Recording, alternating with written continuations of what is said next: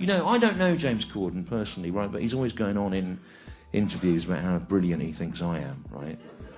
And the feeling is not reciprocated.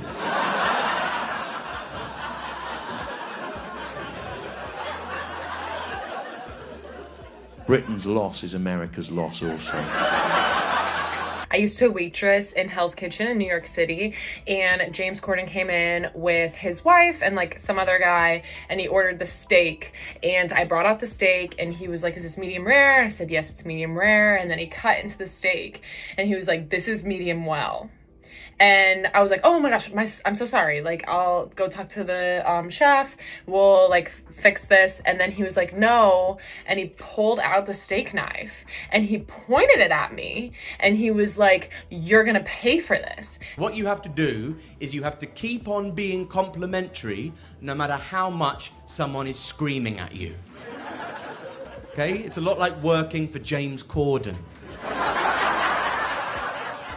The world got to see James Corden as a fat pussy. James Corden has notably been caught up in quite a number of controversies over the years, but it seems his run might have finally hit a curb, as his late-night show hosting days might be coming to an end sooner than he planned. Question is, where exactly was the wrong turn in his career? And why is Keith McNally and the media calling him a tiny cretin of a man? Let's dive in. Because I appreciate it. That's really only half the story on this one.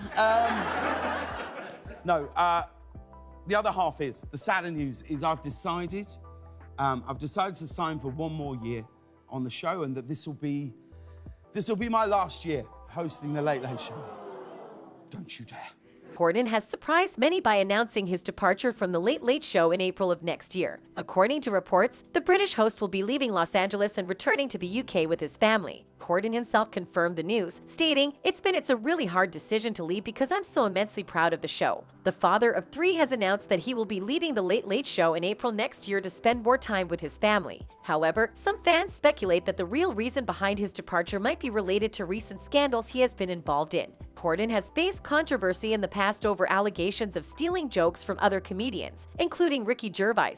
And during a special Halloween episode of his show, James spoke about Elon Musk's recent acquisition of Twitter, saying, if someone puts up a poster in a town square that says guitar lessons available, like, you don't get people in the town going, I don't want to play guitar. I want to play the piano, you piece of shitty. He then went on, well, that sign wasn't for you. It was somebody else. You don't have to get mad about all of it. I mean, it's pretty obvious to everyone that Corden's joke was an exact copy of Gervais's joke. See for yourself. When you see Elon Musk talk about Twitter, he does this thing where he goes, well, it's the town square. It's the town square, that's what it's. I'm like, but it isn't. Because if someone puts up a poster in a town square that says, guitar lessons available. That's like going into a town square, seeing a big notice board, and there's a notice, guitar lessons. Like, you don't get people in the town go, I don't want to play the guitar! And you go, but I don't fucking want guitar lessons. Well, then that sign wasn't for you. It was for somebody else. You don't have to get mad about all of it. Fine, it's not for you then. Just walk away. Don't worry about it.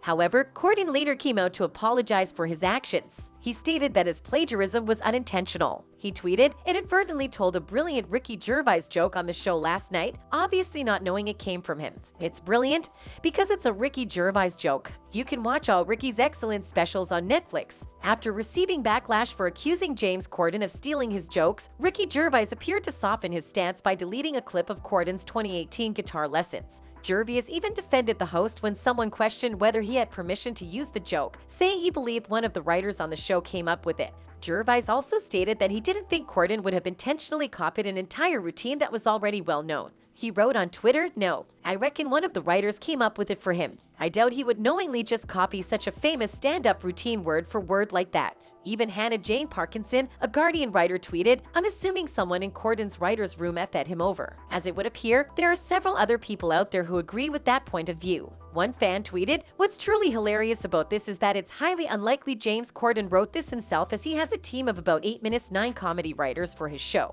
What's wonderful is that the writer obviously knew this was a joke stolen from Gervais. They clearly hate him. Another added, to be fair, if I worked in the writer's room for James Corden, I too would FK him over for a laugh. However, Corden was also accused of stealing jokes from the Great British Baking Show host Noel Fielding. One example was the 2010 whisper joke that was noticed in an episode of Corden's talk show in 2017. Noel clearly revealed, "Yes, I believe this is my material ex." Jane's alleged joke theft from Noel Fielding was tweeted by Noel hours before James appeared on the red carpet for an event, as reported by the Daily Mail. A fan had pointed out the alleged theft to Noel, prompting him to tweet about it. In 2010, at the Laughs Festival in Montreal, Noel Fielding performed a joke about the best way to thwart a thief's plans in London by whispering "Oi mate," forcing them to respond in a hushed tone with "What is it?" As per the Reels, in December 2017, James Corden used the same joke during an interview with Matthew Broderick, where he was discussing ways to avoid being robbed. The similarity between the two episodes is striking. See for yourself.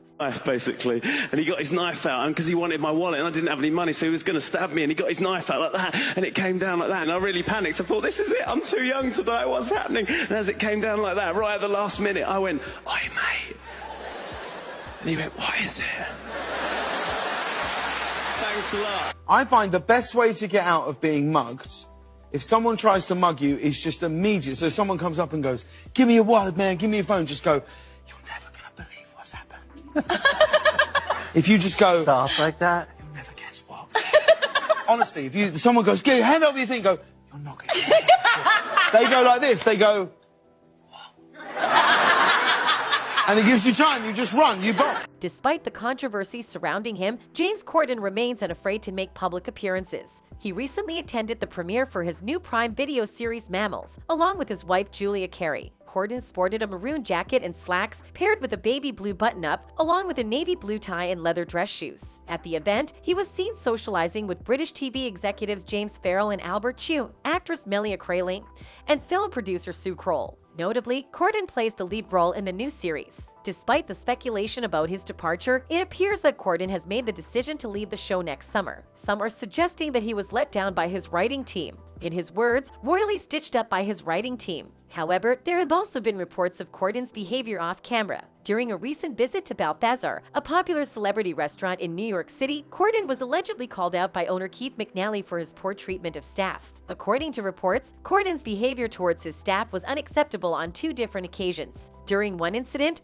he made a scene over an omelet that was served with egg white despite ordering an egg yolk-only omelet for his wife Julia. He further escalated the situation when the restaurant replaced the omelet with home fries instead of the home salad he had requested earlier. Additionally, it has been reported that the restaurant had 2 omelets on their menu, one for $25 with herbs and the other for $27, but Corden requested something that was not listed on the menu. On a different occasion, Corden made a scene after he found a strand of hair in his food. He then requested free food and drinks. Reportedly, Corden has a specific preference for how his steak is cooked, preferring it to be medium well. If his steak is not cooked to his liking, he has been known to either demand that the waiter remove it from the bill or engage in an argument with the chef. A recent incident involving Corden's behavior towards a server was posted online by McNally, who stated that Corden became agitated and began yelling at the server. He said stuff like, "You can't do your job. Maybe I should go into the kitchen and cook the omelet myself." And for Corden, what followed was his worst nightmare, as he was also banned from several other venues. Certainly, Corden did not remain silent regarding the incident. On his show, he acknowledged that he had not intended to cause distress to the staff, but admitted that he had not behaved graciously throughout the ordeal. Moreover, he mentioned that reading McNally's post about him was surreal since he rarely reads about himself online.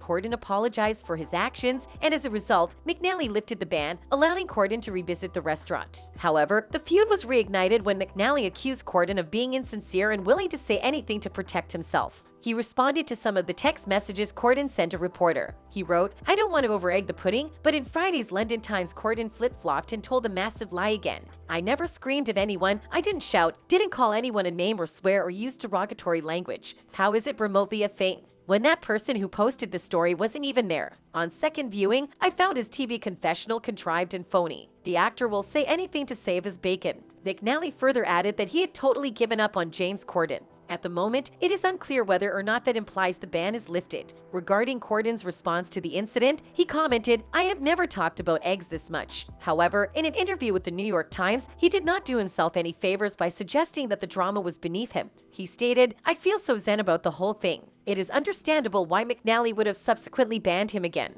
One person wrote, "James Corden is a prime example of fame obliterating someone's sense of basic decency towards other people." Another fan added, "After the way James Corden has behaved, there is no way I am watching James's new sitcom Afterwife." Looks like James might have lost a lot of his fans because of his unchecked moves. It is worth noting that when news of Corden's restaurant ban became public, the Golden Globe nominee Ricky Gervais joined in on the mockery. Gervais shared a tweet that ridiculed the situation, which included a clip from his Netflix show Afterlife. In the clip, Gervais's character, Tony, jokingly poked fun at Corden, saying, "Bloody hell," when one of the show stars said James Corden would be one of her top 5 dinner party guests. Someone clearly needs to reassess their life choices. From the looks of things up to this point, it's pretty clear that Corden's exit from the show is not exactly of his free will, but seems more like he's being forced out. That's it from our side for today, folks. Until next time, take care and goodbye.